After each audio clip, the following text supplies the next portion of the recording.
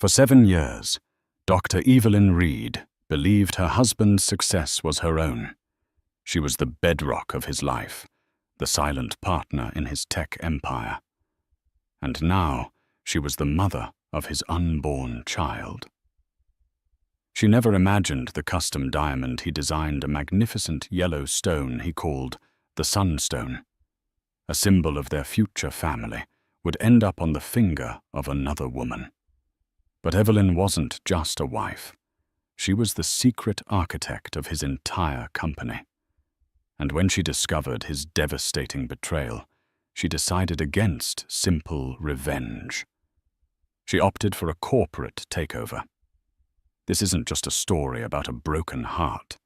It's the story of how a brilliant woman took back everything that was stolen from her and more.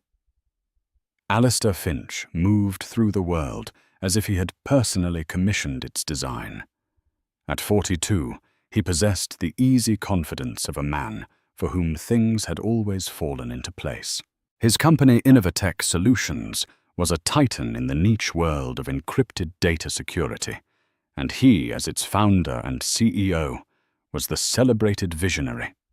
He lived in a sprawling penthouse overlooking Chicago's Millennium Park, drove a slate-gray Aston Martin, and was married to a woman most men would agree was far too good for him.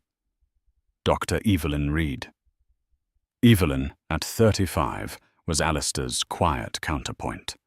Where he was broad strokes and booming charisma, she was fine detail and meticulous intellect. Her PhD in cryptography and network security wasn't just a framed piece of paper on their study wall. It was the very genesis of Innovatech. In the early days, it was her algorithms, her groundbreaking Aegis protocol, that had formed the company's unbreachable core. She had gifted him the intellectual property, signing it over to the company they built together, content to be the chief strategist behind the curtain while he played the king.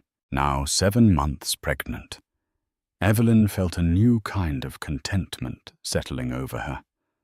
The slight swell of her belly was a constant, gentle reminder of the future they were building, a future beyond code and capital. "I've commissioned something," Alistair announced one Tuesday evening, sliding a sleek navy blue box from the Jeweler de Lisle of Geneva across their polished marble island. A push present, they call it. I thought the term was dreadfully common, but the sentiment is right. Evelyn's breath hitched. Inside, nestled on black velvet, lay the most extraordinary ring she had ever seen. It wasn't a traditional diamond. The center stone was a flawless, cushion-cut canary yellow diamond, at least 5 carats, flanked by 2 smaller, brilliant-cut white diamonds. It glowed with an internal fire, a captured piece of the sun. "Alistair, it's breathtaking," she whispered, her hand instinctively going to her stomach. "It's a canary yellow, one of the rarest," he said, beaming with the pride of a connoisseur. "I'm calling it the Sunstone. For you, my son, and for our son." He paused, his voice softening. "A new star in our universe. I want you to have it when he's born. A symbol of our new beginning." Evelyn's eyes filled with tears. This was the Alistair she loved, the grand romantic, the man who could make her feel like the only woman in a universe he commanded. The doubts that sometimes pricked at the edges of her mind. His increasingly late nights at the office, the faint, unfamiliar scent of perfume on his suit jacket last week. His newfound obsession with a new fitness app that seemed to demand constant messaging. All of it melted away under the warm glow of the Sunstone. The ring went into their master bedroom's safe, a promise of joy waiting to be fulfilled. The next few weeks were a blur of nursery preparations and prenatal appointments. Alistair was attentive, if a bit distracted. He blamed it on a major new contract, with a financial firm, a deal he claimed would secure their legacy for generations. Evelyn, trusting and focused on her health, accepted his explanation. She was the architect of their company. She knew the pressure he was under. The incident that unraveled everything was like most modern disasters, digital. Evelyn was on her laptop one evening, researching the safest car seats, when an email notification popped up from their shared cloud account. It was a receipt from a restaurant she didn't recognize, Le Serpent, private dining. The charge was astronomical. Curious, she opened it. It was for a dinner for two dated the previous Thursday, a night Alistair had claimed to be working late with his legal team. A cold knot formed in her stomach. It was just a dinner. It could be business.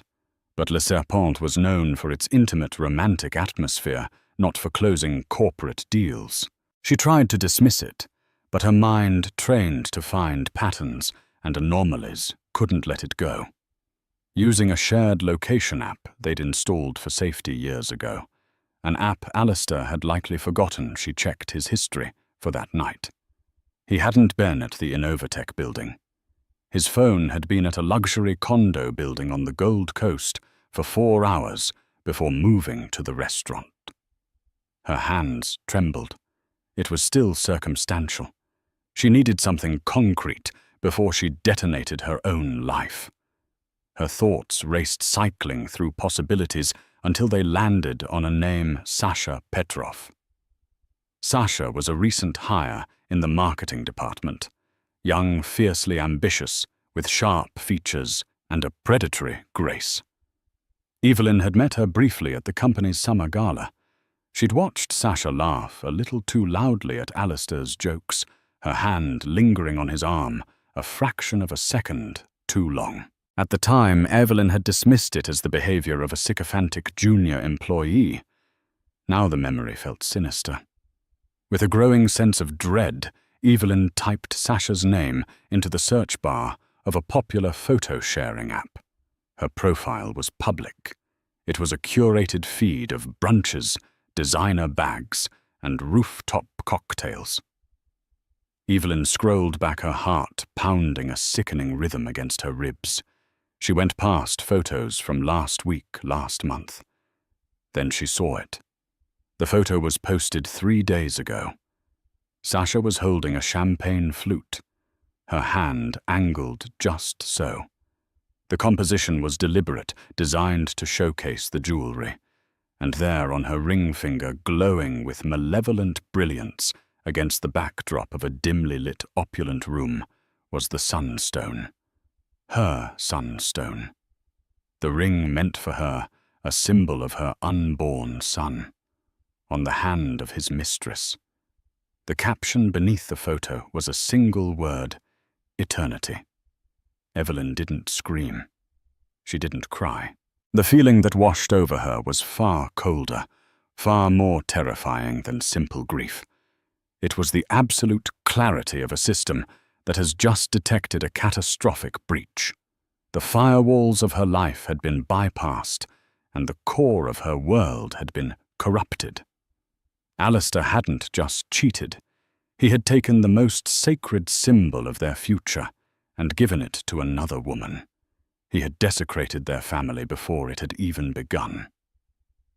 She stared at the glowing screen, the image of the ring seared into her mind. The architect looked at the ruins of her life's design and felt for the first time not the pain of a victim, but the cold, calculating fury of a creator whose masterpiece had been defiled. And in that moment, she decided she wouldn't just tear it all down. She would rebuild it. In her name only. The shock subsided into an unnerving calm. For the next 48 hours, Evelyn became a ghost in her own home. She went through the motions discussing nursery colors with Alistair, smiling when he kissed her goodbye in the morning, her hand resting on her belly as if nothing had changed. But behind her serene facade, a different kind of architect was at work, drafting the blueprints for a demolition. Alistair was a creature of habit and hubris. He believed he was smarter than everyone else, and that assumption, Evelyn knew, was his greatest vulnerability. He had built his kingdom on her intellectual foundation, but he had grown so comfortable on the throne that he had forgotten who had drawn the maps. Her first move was forensic. Late at night, while Alistair slept soundly, his snores echoing in the cavernous bedroom, Evelyn slipped into their home office. His laptop was there, password protected. But she didn't need the password. Years ago, during a security scare at Innovatech, she had insisted they install a master keylogger on all their personal devices, a program that would record every keystroke and send a log to a secure private server she controlled. He thought it was for protecting company secrets. He never imagined she would use it to uncover his. She accessed the server. It took her less than 20 minutes to find what she was looking for. There were the messages, hundreds of them exchanged through the encrypted messaging feature of the very fitness app he'd become obsessed with. They were sickeningly saccharine, filled with pet names he called Sasha his little lioness, and blatant lies about his life with Evelyn. "She doesn't understand the pressure I'm under," one of his messages read. "The pregnancy has made her so domestic.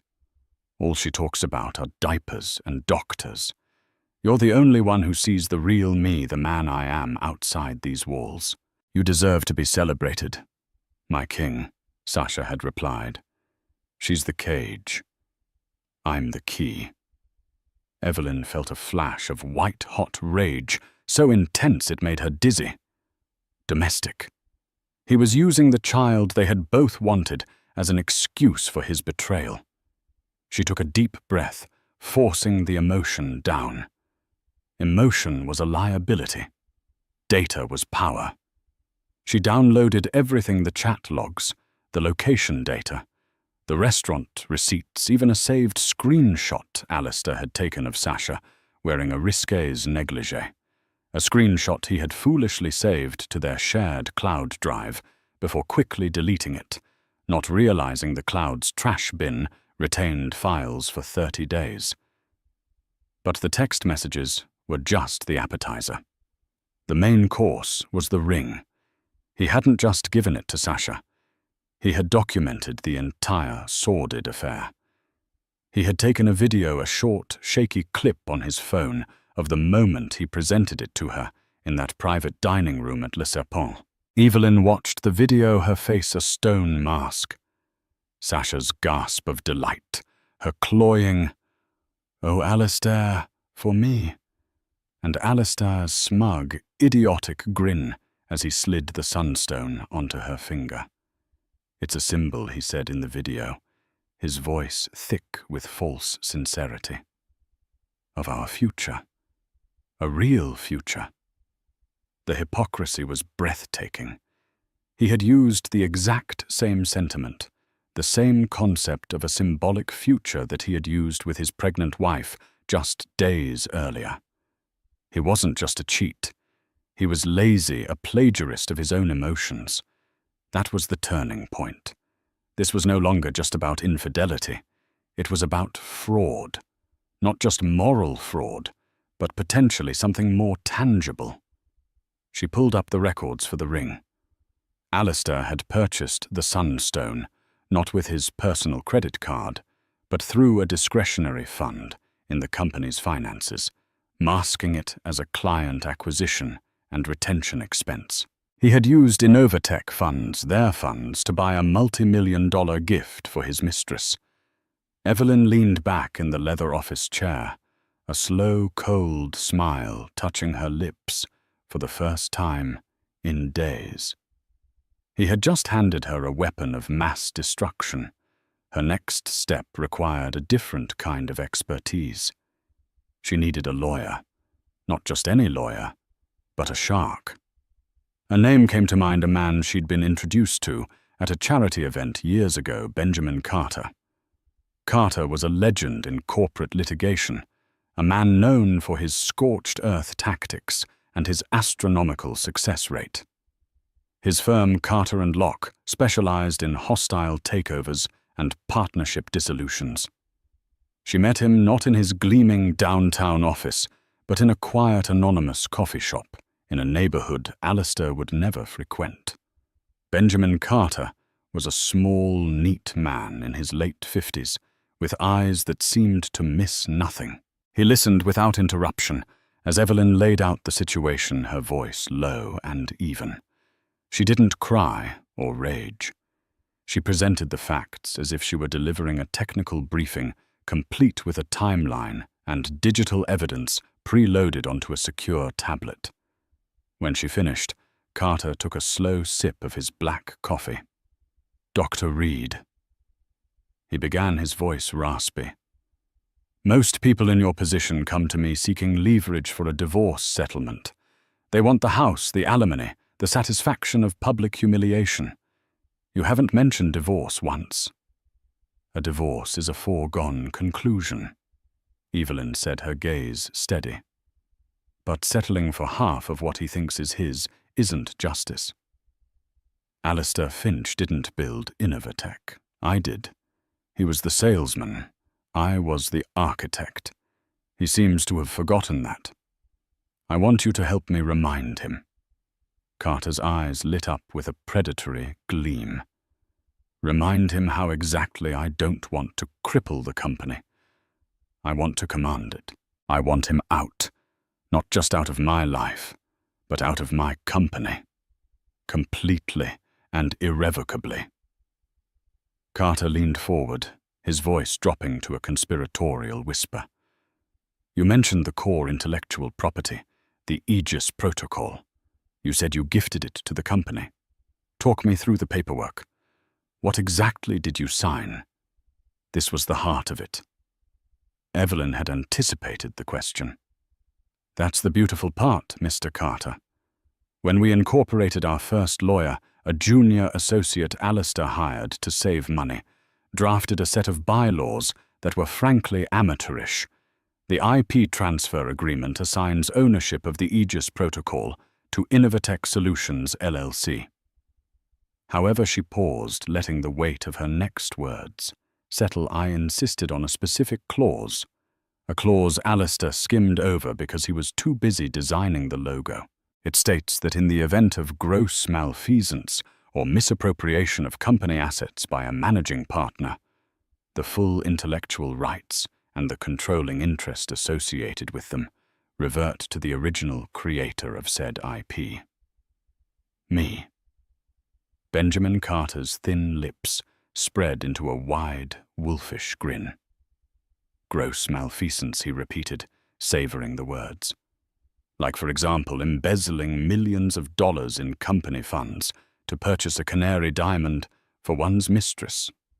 Precisely, Evelyn confirmed. Dr. Reed, Carter said, extending a hand across the table. I do believe we are going to get along splendidly. First things first, we need that ring. Getting the ring back was not a matter of negotiation. It was a tactical operation. Evelyn knew that confronting Sasha with anger or tears would be useless. Sasha Petrov operated on a currency of power and leverage, so Evelyn would speak her language. Benjamin Carter's team of private investigators worked quickly. Within a day, they had a complete file on Sasha, her lease agreement on the Gold Coast condo co-signed by a shell corporation linked to Alistair. Her credit card statements riddled with extravagant purchases paid for by a secondary card Alistair provided, and her career history a string of short-lived positions at companies run by wealthy older men. Sasha wasn't a lovelorn girl. She was a career predator. Evelyn chose the location for their meeting carefully, the lobby of the Peninsula Chicago. It was neutral ground, public enough to prevent a scene, yet suffused with an aura of wealth and power that would make Sasha feel simultaneously at home and intimidated. She sent a single cryptic text to Sasha from a burner phone, the Sunstone. The Peninsula lobby, 4 p.m. Come alone. You don't want me to talk to Alistair about this first. Sasha arrived exactly on time, a vision of calculated confidence in a sharp blazer and leather pants. She strode toward the table where Evelyn sat, a smirk playing on her lips. The sunstone was conspicuously absent from her hand. A smart, preemptive move. Evelyn's Sasha began, her tone dripping with false sympathy. I had a feeling we'd be having this conversation eventually. I want you to know this was never my intention. Evelyn held up a hand, cutting her off. Spare me the performance, Sasha. We both know what this is. I'm not here to discuss my marriage. I'm here for my property. Sasha's smirk tightened. I'm not sure what you're talking about. Alistair gave me a gift, a very generous one. What he told you about it is between the two of you. Evelyn slid a thick manila envelope across the table. This isn't about what he told me. It's about what he did. Open it. Sasha hesitated, then slid out the contents. On top was a high-resolution glossy print of the receipt for the sunstone from Delisle, clearly showing it was purchased by Innovatech Solutions. Beneath it was a copy of the company's expense report, with the purchase coded as a client expense, and beneath that a copy of Sasha's own employment contract, which contained a standard clause about accepting gifts procured through illicit company funds being grounds for immediate termination and potential legal action. Sasha's face paled. This is between Alistair and the company. It has nothing to do with me. It has everything to do with you. Evelyn said, her voice dropping to a glacial calm. Right now, you're a co-conspirator in felony embezzlement. That's a crime that carries a hefty prison sentence. Forget about keeping your job. You'd be lucky to keep your freedom. A criminal record doesn't look good on a resume. She let that sink in before delivering the next blow. She slid a second, thinner envelope across the table. Inside was a single sheet of paper.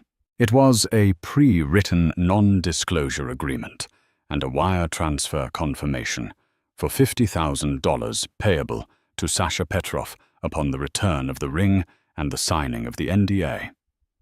Here is your choice, Evelyn stated, leaning forward slightly.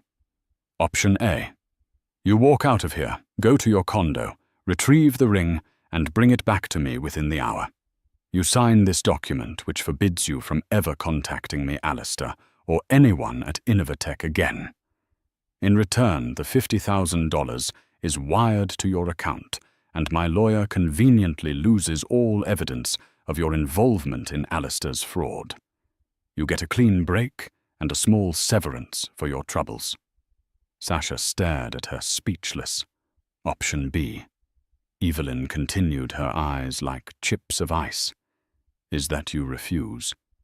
In which case my lawyer, Benjamin Carter, you may have heard of him, will file a report with the DA's office tomorrow morning. He'll also file a civil suit against you for receipt of stolen property.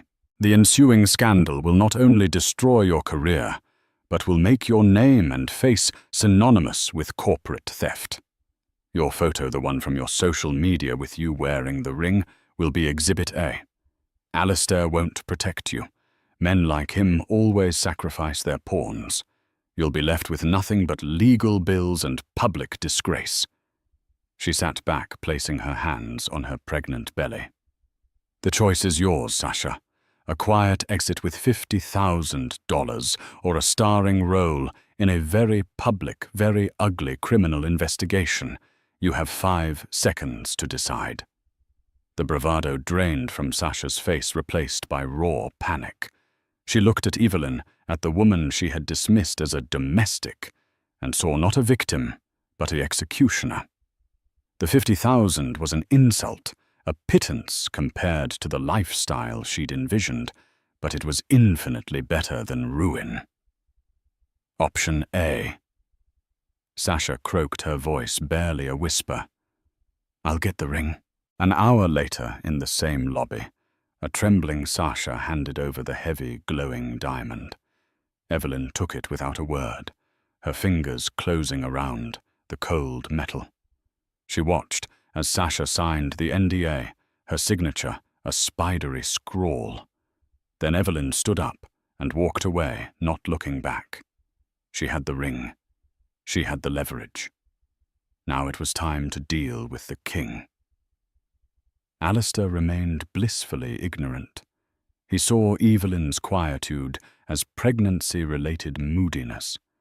He bought her flowers, massaged her feet, and told her how much he loved her, his lies as smooth and polished as the marble floors of their penthouse. Each lie was another nail in his own coffin. Evelyn played her part to perfection. She allowed him to believe he was in control, that his world was secure. She even feigned excitement when he announced he was calling a special board meeting. "It's about the Vanguard deal," he explained, puffing out his chest. "I'm going to announce the final projections. It's going to double our valuation. This is the culmination of everything, Ev, everything we've worked for." "That sounds wonderful, darling," Evelyn said, smiling sweetly. "I'm so proud of you. In fact, I think I'll attend the meeting. It's been a while since I sat in. I want to see you shine." Alistair beamed. "Of course, the board will love to see you." The supportive wife, the mother of the future Finch heir. It's perfect optics. Perfect optics, Evelyn thought to herself, as she helped him choose a tie that morning. He had no idea that the stage he was so carefully setting for his triumph would in fact be his scaffold. The Innovatech boardroom was on the 54th floor, a glass-walled sanctuary that offered a godlike view of the city below. It was Alistair's favorite room, a physical manifestation of his success. The long obsidian table reflected the faces of the 6 board members, seasoned investors and industry veterans Alistair had courted and won over with his charisma and Evelyn's technology. Alistair stood at the head of the table, radiating confidence. He was in his element, a master of ceremonies, about to deliver his masterpiece. Evelyn sat quietly to the side, a serene and supportive presence, her hands folded over her baby bump. He winked at her, a gesture of shared victory. She offered a small, enigmatic smile in return. "Good morning, everyone," Alistair began, his voice booming with energy. "Thank you for joining on such short notice. As you know, we are on the precipice of the largest expansion in this company's history. The Vanguard deal is—" "Excuse me, Alistair." The voice was not loud, but it cut through Alistair's monologue with surgical precision. It was Evelyn. All heads turned towards her. Alistair looked momentarily irritated, as if a prop had spoken out of turn. "Evelyn, darling, I'm in the middle of the presentation. Perhaps we can talk," after he said, with a strained, patronizing smile. "I'm afraid it can't wait," she said, her voice remaining perfectly level. "There is another matter of business that must take precedence, a matter of corporate governance and fiduciary duty." A nervous murmur rippled through the room. The board members exchanged uneasy glances. This was not on the agenda. "What are you talking about?" Alistair hissed, his smile vanishing. Just then the boardroom doors opened. Benjamin Carter entered, followed by 2 of his associates, who were laden with document binders. Carter's presence in the room had the effect of a shark fin slicing through calm water. Everyone present knew exactly who he was. "Mr. Finch Carter," said his voice, crisp and devoid of pleasantry. "My name is Benjamin Carter. I am here representing the interests of my client, Dr. Evelyn Reed." He gestured to his associates, who began placing a thick, spiral-bound binder in front of each board member, including a stunned Alistair. "This is absurd," Alistair stammered, his face turning a blotchy red. "Evelyn, what is this? What have you done?" "I've simply protected my assets," Evelyn replied, finally standing up. She addressed the board. her voice now filled with an authority they had never heard from her before. "Gentlemen, for the past 7 years, you have known me as Alistair's wife.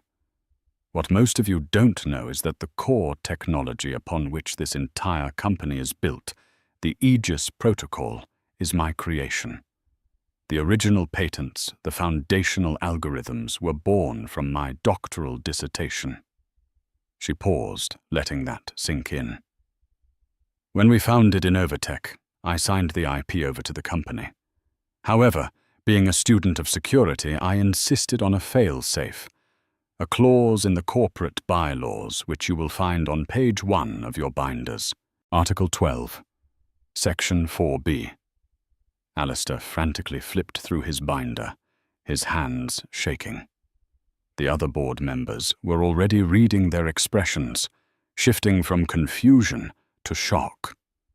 The clause, Evelyn continued, her voice ringing with clarity, states that in the event a managing partner, namely Alistair Finch, is found to have committed gross malfeasance or misappropriation of company assets, the controlling interest tied to the Aegis Protocol IP, a 60% stake, reverts entirely to me, the original creator. Effective immediately. This is slander. It's a lie, Alistair roared, slamming his binder shut. There has been no malfeasance. Has there not? Carter interjected smoothly. If you would all be so kind as to turn to Exhibit A. He clicked a button on a remote, and the large presentation screen at the front of the room, where Alistair's triumphant sales figures were meant to be displayed, flickered to life. It showed a crystal-clear image of the D. Lyle jeweler's receipt for the Sunstone. Price $2.8 million. Buyer Innovatech Solutions. On June 12th, Carter narrated Mr. Finch used company funds from a discretionary account to purchase this canary diamond ring, fraudulently classifying it as a client acquisition expense. The screen changed. It was now a picture of Sasha Petrov smiling on her social media feed, the sunstone blazing on her finger. He then gifted this multi-million-dollar company asset to his mistress, Miss Sasha Petrov, a junior marketing employee. The screen changed again this time to the shaky video Alistair had taken in the private dining room. The board watched in horrified silence as their CEO presented the ring to his mistress, hearing him call it a symbol of our future. Alistair looked as if he had been physically struck. He stared at the screen, then at Evelyn, his face a mask of disbelief and betrayal. "You," he choked out. "The misappropriation of nearly $3 million constitutes gross malfeasance under any legal definition," Evelyn stated calmly. "Therefore, as of this moment, per the bylaws you all ratified, I am the majority shareholder of Innovatech Solutions." She looked at the stunned faces of the board members. "My first act as controlling shareholder is to call a vote of no confidence in our current CEO, Alistair Finch, on the grounds of felony embezzlement and breach of fiduciary duty. All in favor." One by one, like dominoes falling, the hands of the board members went up. They were businessmen. They had seen the evidence. Their loyalty was not to a man, but to the company, and their investment, both of which Alistair had jeopardized. "The motion carries," Evelyn declared into the dead silence. "Alistair, you are terminated, effective immediately. Security will escort you from the premises. Please clear out your personal effects. You have 15 minutes. Alistair sank into his chair, a broken man. The power, the charisma, the confidence, it all evaporated, leaving behind a hollow, defeated shell. He stared at Evelyn, not with anger, but with a kind of pathetic bewilderment. He had so thoroughly underestimated her that he couldn't even comprehend the totality of his defeat. As 2 security guards entered the room, Evelyn walked to the head of the table, his spot. She placed her hands on the polished obsidian surface. "And one last thing, Alistair," she said, her voice soft but final. She reached into her handbag and pulled out the sunstone. It caught the light, casting a brilliant yellow fire across the table. "I believe this belongs to the company." She didn't look at him again as he was led away, a dethroned king being exiled from his own castle. The coup was complete. The aftermath of the boardroom coup was swift and decisive. News of Alistair Finch's spectacular fall from grace was contained by the ironclad NDAs Benjamin Carter had the board members sign.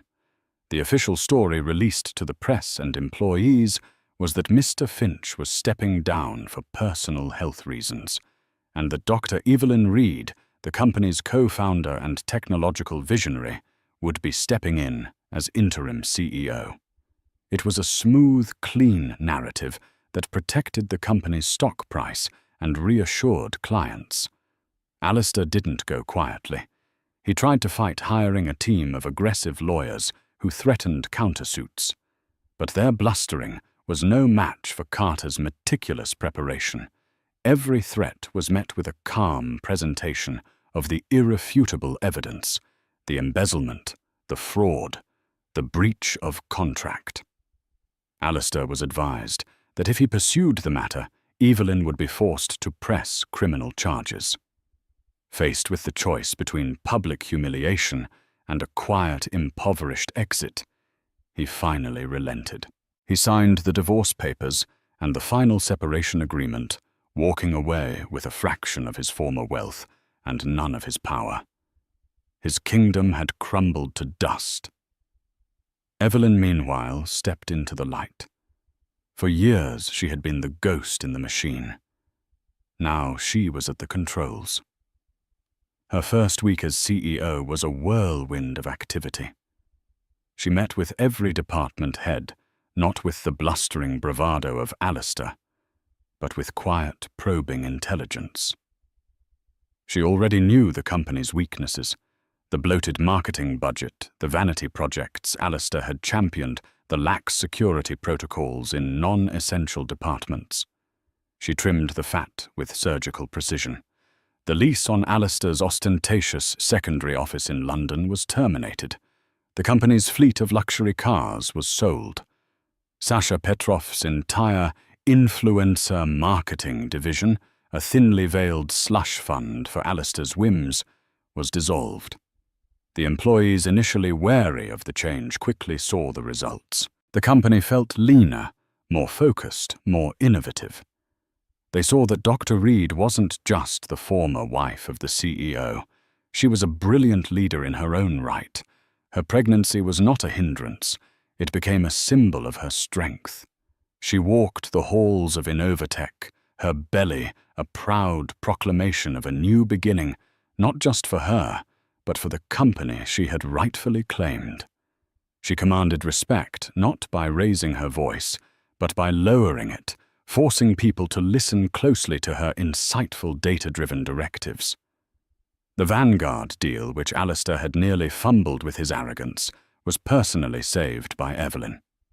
She flew to New York and met with their CEO not to boast, but to demonstrate the superior, unbreachable security of the Aegis Protocol, her protocol.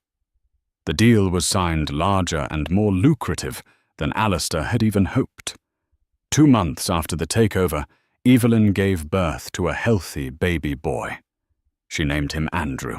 She took only 2 weeks of maternity leave, often bringing the baby with her to the office, where a nursery was set up next to her executive suite.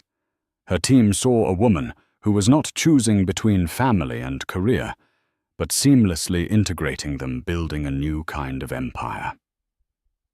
One afternoon, about 6 months after the birth, she received a call from an unknown number. It was Alistair.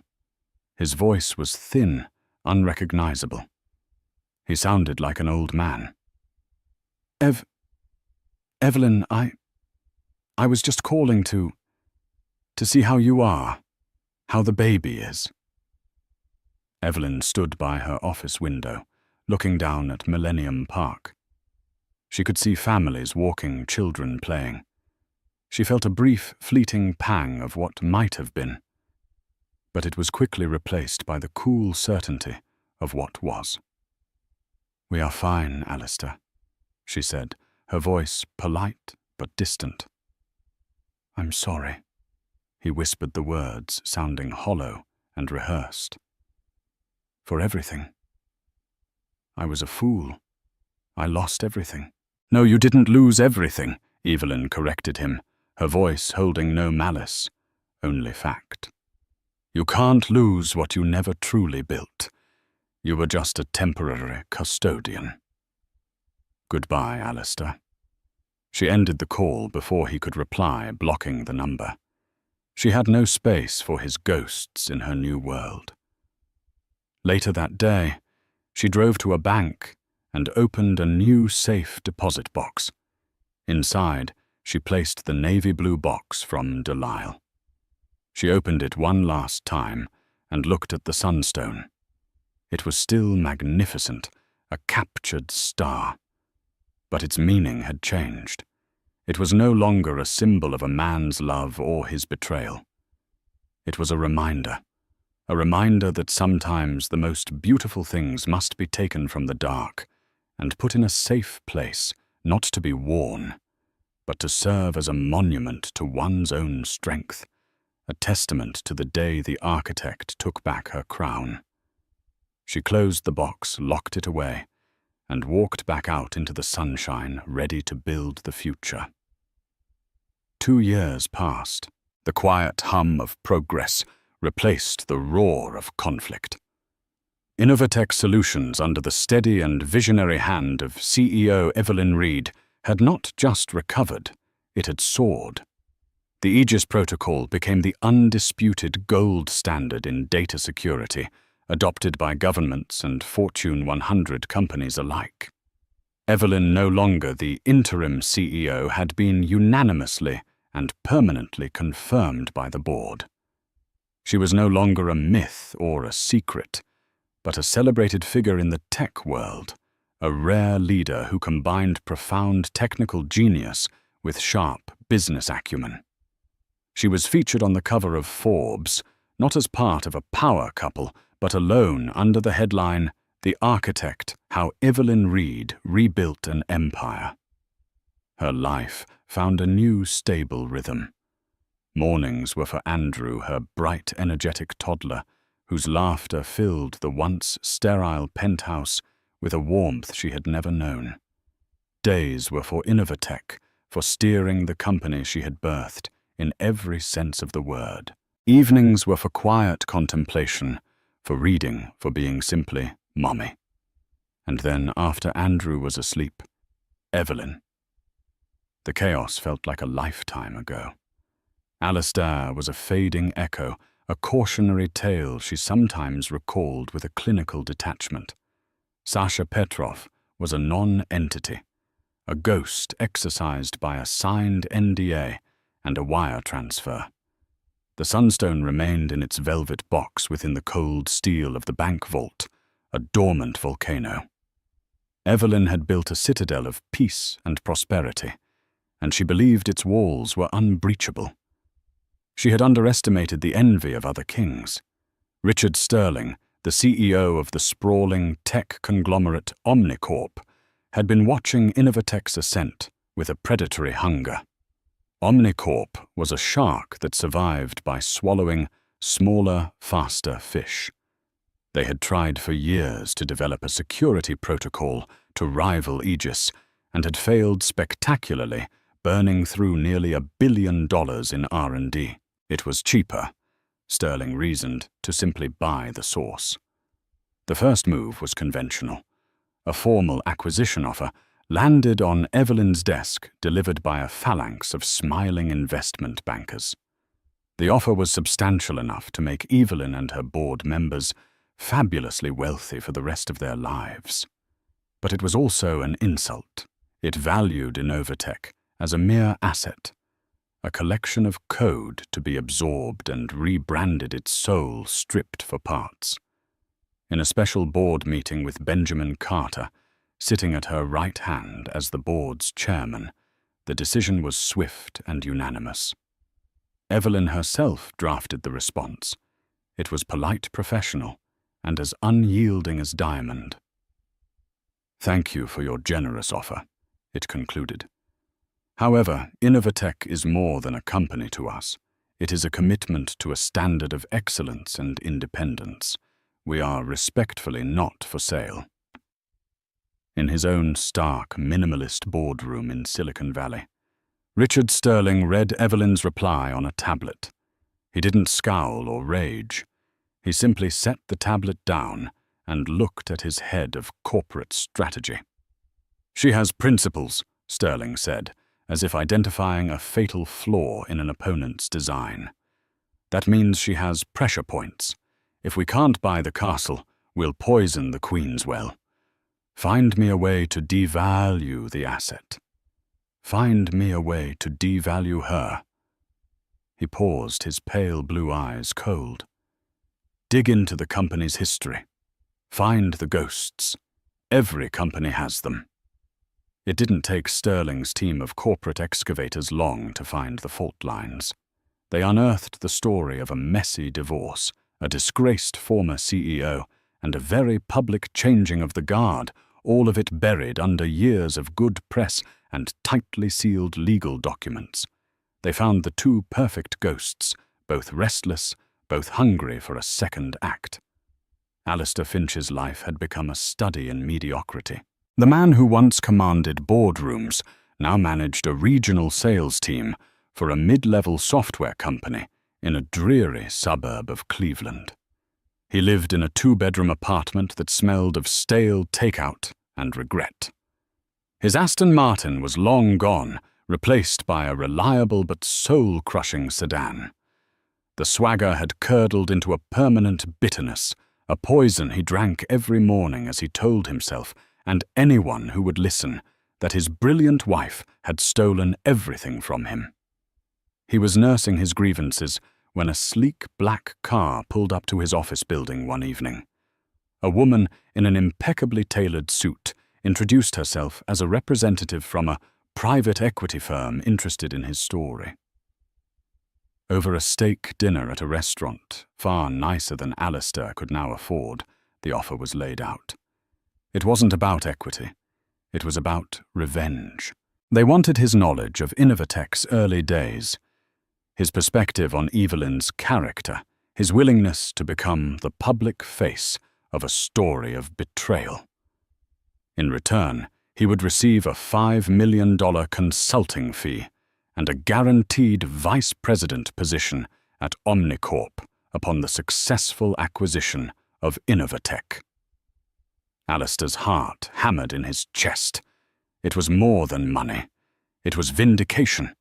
It was a chance to reclaim his narrative, to be the hero of his own story once more.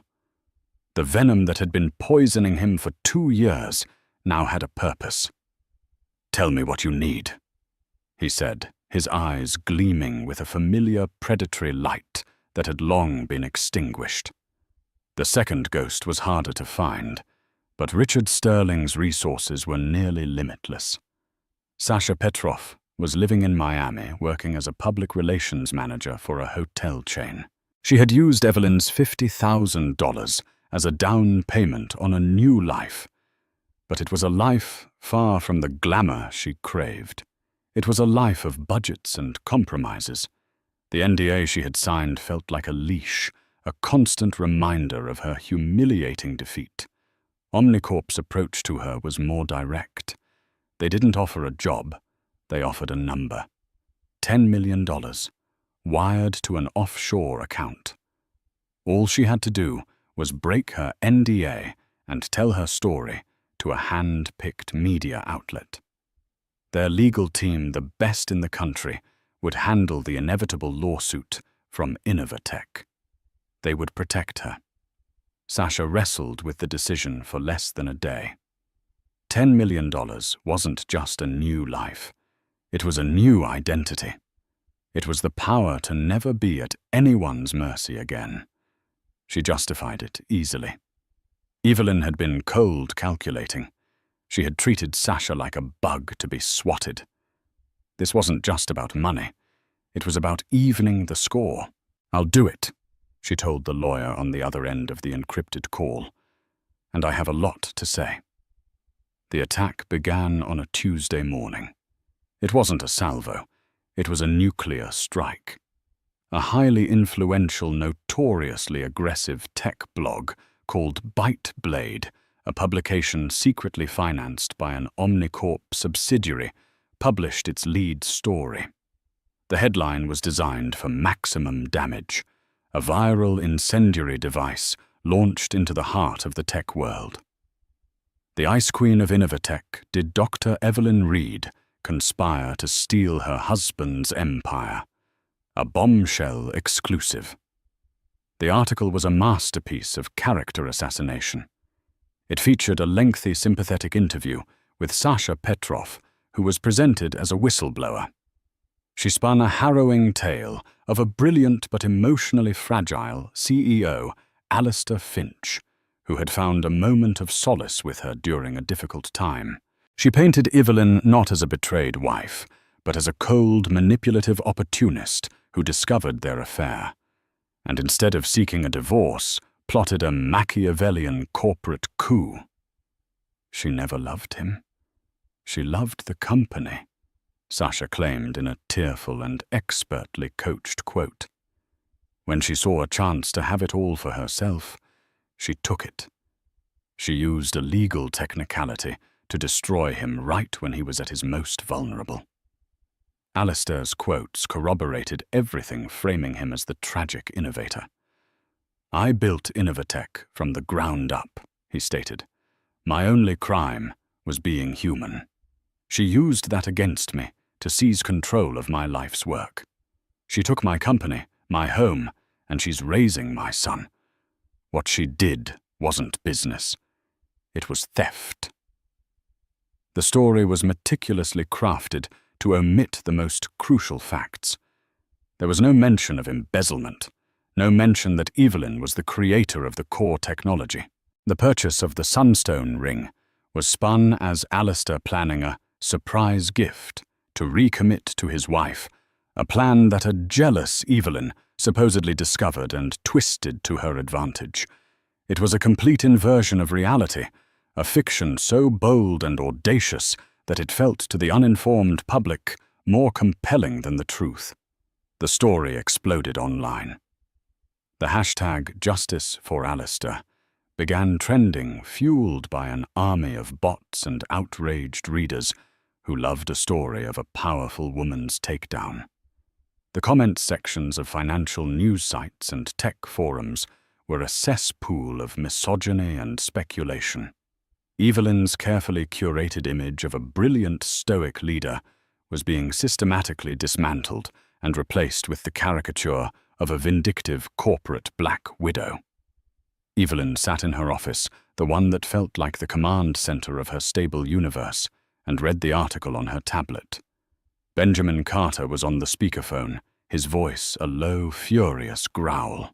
"It's a coordinated attack, Evelyn. Sterling's fingerprints are all over this. They're trying to destabilize the board, spook the investors. They want to force our hand." Evelyn wasn't listening to the strategic analysis. She was reading the words again and again, feeling an old familiar coldness seep into her bones.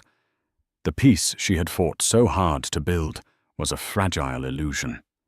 The ghosts she thought she had buried were now clawing their way out of their graves, animated by an enemy with resources far greater than Alistair's wounded pride. She ended the call with Carter promising to convene the board. She swiveled in her chair to face the wall of glass overlooking the city. Her city. Her company. Below, life went on unaware of the war that had just been declared in the heavens of corporate power. On her desk sat a silver-framed photo of Andrew, his smile wet and innocent. This attack wasn't just on CEO Evelyn Reed. It was on Andrew's mother. It was an attempt to poison not just her well, but the entire legacy she was building for him. She thought she had won the war 2 years ago. How naive. That was just a border skirmish. This was an invasion.